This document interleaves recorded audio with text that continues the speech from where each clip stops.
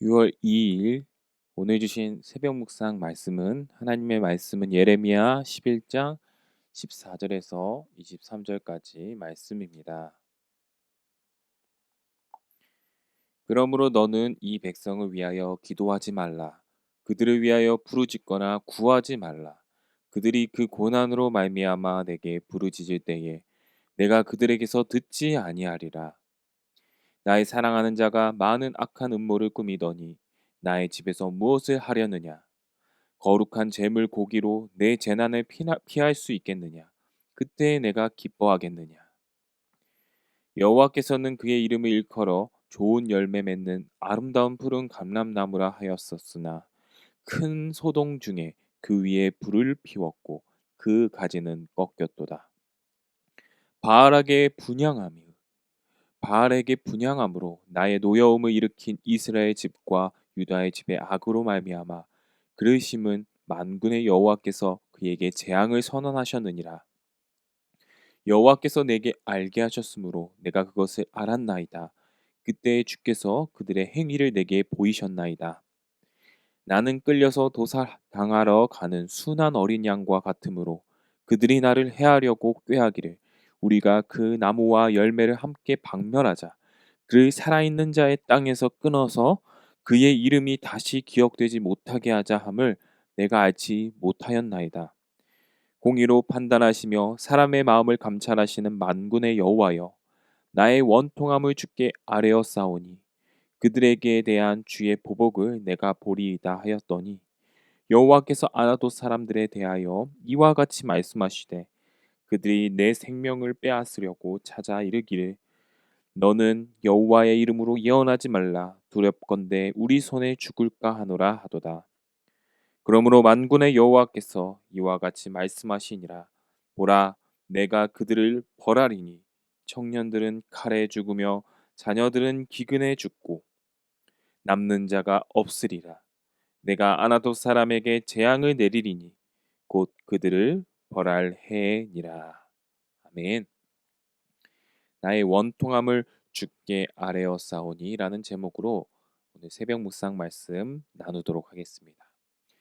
우리는 예레미야 11장 전반부를 통해 하나님과 이스라엘의 관계가 얼마나 악화되었는지 살펴볼 수 있었습니다. 11장에서 가장 중요한 단어는 언약이라는 단어가 될 수 있습니다. 하나님과 이스라엘 백성들은 시내 산에서 영원한 언약을 맺었습니다. 하나님은 이스라엘의 하나님, 이스라엘은 하나님의 백성, 하나님의 자녀, 이 영원한 관계를 맺으셨습니다. 그러나 이스라엘의 조상들은 하나님과의 언약을 위반했습니다. 예레미야의 예언을 듣고 있는 이 이스라엘 후손들도 그들의 후손들도 하나님과의 언약을 어겼습니다. 그러므로 하나님께서는 그들에게 큰 재앙과 심판을 내릴 수밖에 없음을 말씀하십니다. 이제 심판은 철회될 수 없는 상황입니다. 하나님께서는 이러한 심판 앞에서 계속해서 이스라엘 백성들을 구원해 달라고 기도하는 예레미야에게 이렇게 말씀하는 것입니다. 14절에 그러므로 너는 이 백성을 위하여 기도하지 말라. 하나님께서 무자비하게 말씀을 하시는 것처럼 보이지만 예레미야는 아무래도 하나님의 심판을 받지 않게 해주시옵소서라는 기도를 올렸던 것 같습니다.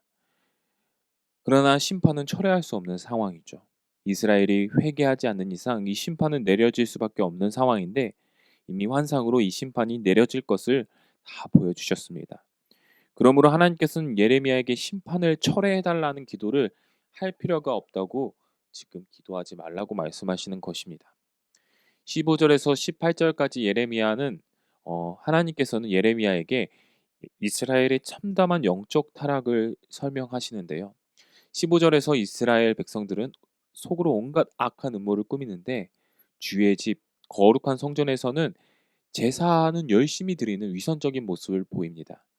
16절에서 하나님께서는 이스라엘을 아름다운 감람나무로 즉 생명력이 가득한 올리브 나무로 심으셨는데 지금 말라 비틀어져서 불 속에 던져질 땔감으로 다 태워질 그 땔감으로 변했다고 말씀하십니다. 17절에 바알에게 분향함으로 나의 노여움을 일으킨 이스라엘 집과 유다 집의 악으로 말미암아 그를 심은 만군의 여호와께서 그에게 재앙을 선언하셨느니라. 이스라엘 백성들은 하나님을 섬기면서 동시에 바알 신을 섬겼죠.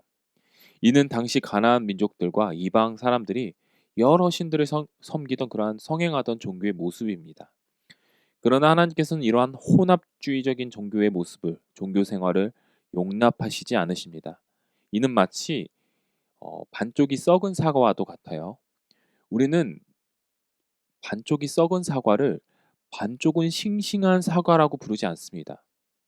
썩은 사과라고 부르죠. 아무리 예배 생활을 열심히 해도, 교회에서는 거룩한 척해도 그 반대편 실생활 속에서는 썩은 것들로 가득 차고 다른 것들로 가득하고 우상들로 가득하고 다른 신을 섬기는 모습이 있다면은 그것은 썩은 예배, 썩은 예배자, 타락한 예배자일 수도 있다는 것이죠.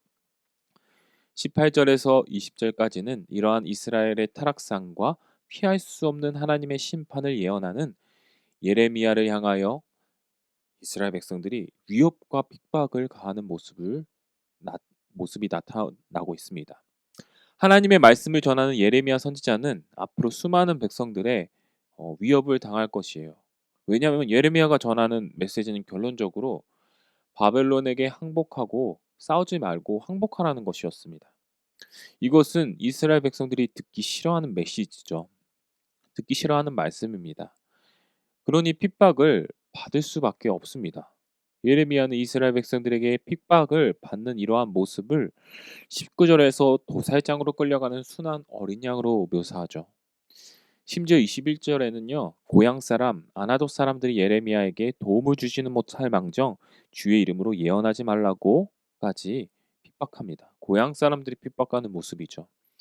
예레미야는 20절에 이러한 핍박을 당하는 자신의 모습을 깨달으며 하나님께 자신의 억울함과 원통함을 아뢰죠. 자신은 하나님의 말씀만 전했을 뿐인데 왜 이러한 핍박과 고난을 당해야 하는지 억울함과 원통함을 하나님께 아뢰입니다. 그리고는 주님께서는 뭐라고 말씀하십니까? 자신을 핍박하는 그러한 사람들에게 벌할 해를 주실 거라고 이야기하십니다. 예레미야는 지금 원수들을 하나님께서 벌해 주시기를 기도하고 있어요. 우리는 이렇게 생각할 수도 있습니다. 선지자가 이렇게 기도해도 되는 것일까? 원수를 사랑하고 나를 해하고자 하는 사람들에게 축복하며 회개하기를 기도하는 것이 선지자의 하나님의 자녀의 올바른 모습이 아닌가라고 생각할 수도 있는데, 그러나 우리 자신이 정말 예레미야 상황으로 들어가 본다면 과연 그렇게 할 수 있는지 우리 한번 생각해 보아야 합니다. 저는 오히려 이 예레미야가 하나님 앞에 솔직하게 모든 원수와 보복을 하나님께 맡기고 하나님께서 심판해 주시옵소서라고 이렇게 고백하는 게 오히려 인격적인 모습인 것 같아요. 제사만 잘 드리면, 예배만 잘 드리면 모든 것이 해결된다는 이 위선적이고 형식적이고 비인격적인 신앙을 가지는 것보다 오히려 예레미야처럼 저는 하나님께 원통함과 억울함을 아뢰는 것, 그리고 원수를 갚아달라는 이러한 고백이 오히려 더 솔직해 보입니다. 사람에게는 하지 않죠. 그러나 하나님께 모든 것을 아뢰는 것이죠. 환난과 핍박 앞에서 느끼는 감정 앞에 솔직했고 그것을 하나님께 억울함과 분통함을 솔직하게 아뢰며 나아가는 것. 하나님께서는 이러한 예레미야의 억울함과 분통함을 인정하시고 예레미야의 억울함을 갚아줄 날이 벌할 해가 있을 것이라고 답해 주시는 모습을 보이십니다. 때때로 하나님께서는 우리가 범접할 수 없는 멀리 계신 그냥 신처럼 느껴지는 분일 수도 있지만 하나님께서는 우리 아버지라고 성경에서는 늘 이야기하고 있습니다. 그 아버지께서 나의 고통과 억울함을 몰라 주실까요? 우리가 그것을 아뢰는 것을 그런 말 나한테 하지 말라 이렇게 하실까요? 아니죠. 이것은 하나님의 자녀의 특권입니다. 하나님께 억울함과 원통함을 아뢰는 이 예레미야의 모습. 혹시 여러분도 이 신앙생활을 하면서 예레미야와 같이 사람들에게 조롱과 비난을 받고 심지어 신앙생활한다고 가족들에게 핍박을 받은 적이 있으십니까? 그 모든 문제를 가지고 우리의 아버지 하나님 앞에 나아가십시오. 원통함을 주님께 아뢰십시오. 하나님께서는 여러분의 기도를 들으시고 여러분을 선한 길로 인도해 주실 것입니다. 오직 하나님의 손에 내 미래가 달려 있음을 믿고 하나님께 부르짖으며 주의 말씀에 순종하며 나아가는 우리 연희교회 모든 성도님들 되시기를 주님의 이름으로 간절히 소망합니다. 다 함께 기도하시겠습니다. 하나님, 우리의 예배 생활이 남유다 백성처럼 거짓되고 형식적이고 하나님 앞에 솔직하지 못한 신앙생활이 아닌가 우리가 다시 돌아보기를 원합니다. 예레미야와 같이 나의 억울함과 원통함을 하나님 앞에 솔직하게 아뢰고 그 모든 결과를 하나님께 맡기며 주님과 날마다 동행하며 나의 아버지로 삼고 나의 아버지께 순종하는 삶을 우리 모두가 살 수 있도록 주님 인도하여 주시옵소서. 주님과 날마다 동행하는 삶을 살기를 원하오며 살아계신 우리 구주 예수 그리스도 이름 받들어 기도드리옵나이다. 아멘. 다 함께 기도 제목을 보시고 함께 기도하겠습니다. 오직 하나님의 손에 내 미래가 달려 있음을 믿고 항상 말씀에 순종하며 살게 하소서. 두 번째, 나라와 민족, 교회를 위한 기도입니다. 교회 코로나19의 조속적인 종식과 교회의 모든 성도들의 안전을 위해서. 세 번째, 담임 목사님을 위한 기도. 박재훈 담임 목사님에게 하나님의 은혜와 능력이 충만하여 연희교회를 잘 이끌어 나갈 수 있도록 기도해 주시기 바랍니다. 네 번째, 선교사님을 위해 이찬우 송룡이 인터서브 국제본부 선교사님의 사역과 가정을 위해 특별히 국내 현지 리더십 케어를 잘 하실 수 있도록 기도해 주시기 바랍니다. 다섯 번째, 윤명숙 권사님 허리 시술 이후에 회복 중에 있습니다. 하나님께서 치유의 손길을 베풀어주셔서 고통이 없이 또한 완전한 회복이 있을 수 있도록 기도해 주시기 바랍니다. 다 함께 기도하시겠습니다.